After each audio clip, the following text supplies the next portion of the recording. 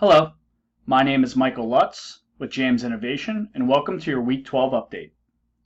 This week, we will provide an update on costs, key resources, and key activities. In order to get that update, we interviewed a whopping 28 gurus this week. Those gurus were experts in law enforcement, hardware development, supply chain, software development, as well as investment and capital formation. We used the information we got from those individuals to inform our business model canvas on the next slide. As you'll see in this slide, the key activities and key resources areas did not shift, but we did learn a lot about our cost structure. Specifically, we had not initially thought through costs for rent, costs for functional areas like finance, accounting, or IT, and we didn't think through costs related to IP and other office expense costs like computers and office equipment.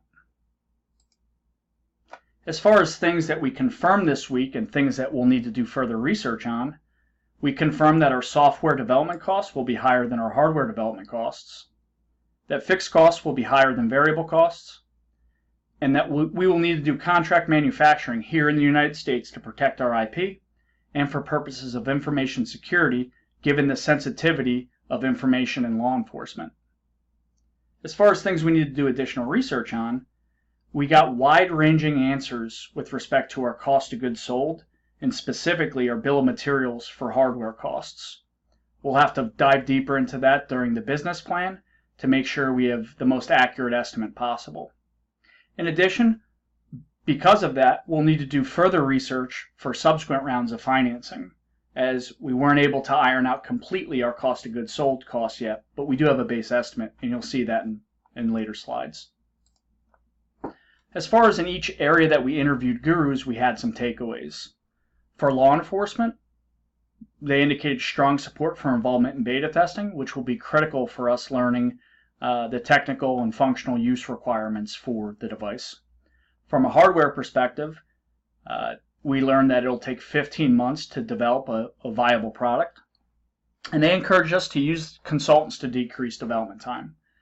As mentioned before, from a supply chain perspective, they advised us to manufacture in the US, but they also told us that contract manufacturing must be certified for government products. For software development, answers resoundingly said that easy user interface is a requirement, and for investment, we learned that we need a business, not a product, to incentivize investors to invest in Leo. And we learned that cash is king. And ultimately, they're going to look at cash flow and our cash flow statement to derive the potential value of Leo from an investment perspective. With respect to our minimum viable product timeline, this is going to be largely driven by the timeline to develop and prototype the hardware. And you'll see that in gray and also in light green. We've accounted for other costs related specifically to the device, and you'll see those in other areas, and we've layered those in when those things will occur. By way of example, you'll see cellular consultant, audio consultant, mechanicals consultant. Those costs start coming in around month 6. As far as the estimated total cost to bring our product to market, which will also inform how much funding we need, which we'll get into in a subsequent slide, we broke that out by functional area, which you'll see in the column to the left. And then we put a cost estimate together for each one of these costs, as well as broke that out between variable and fixed costs and period and product costs to drive some of our analysis in later slides, such as our break-even analysis. But long story short, we believe about $3.5 million is the cost that it'll take on an annual basis to bring this product to market. How that translates into funding is we took that $3.5 million and we weighted it based upon a 15-month time horizon.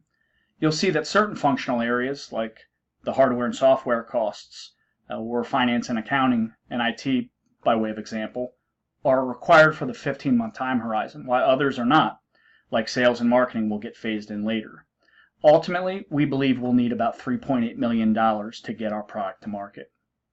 How that translates into our break-even analysis is we got a top-line price of about $1,236, which is based on a product price with a 400% markup, and a present value of a 3-year subscription service with a base fee that's 25% of the product price.